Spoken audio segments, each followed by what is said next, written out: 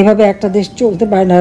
লাখো শহীদের রক্তের বিনিময়ে অর্জিত এই দেশ, যে দেশকে আমি 15টা বছর দিন রাত অক্লান্ত পরিশ্রম করে এই বাংলাদেশের মানুষের মৌলিক চাহিদা আমরা পূরণ করেছিলাম। অন্ন, বস্ত্র, বাসস্থান, চিকিৎসা, শিক্ষার সুব্যবস্থা করে দেশকে উন্নয়নশীল দেশের মর্যাদায় উন্নীত করেছিলাম। আজকে সেই দেশটা ধ্বংসের কিনারে দাঁড়িয়ে আছে। যে বাংলাদেশ বিশ্বের উন্নয়নের মডেল হিসেবে স্বীকৃতি পেয়েছিল, মর্যাদা পেত, আপনার প্রবাসীরা বাংলাদেশ শুনলে মানুষ সম্মান করত, গর্বের সাথে আপনাদের দিকে তাকাতো। আপনারা নিজেরাই এবার প্রবাসীরা একটু তুলনা করে দেখেন তো, এরা মুক্তিযুদ্ধের চেতনা বিশ্বাস করে না। জয় বাংলা স্লোগান তাদের ভালো লাগে না। তাহলে কোন স্লোগান ভালো লাগবে?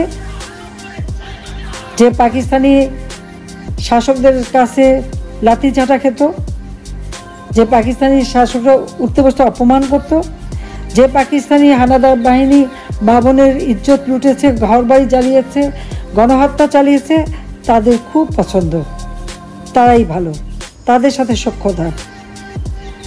এটাই হচ্ছে এদের চরিত্র।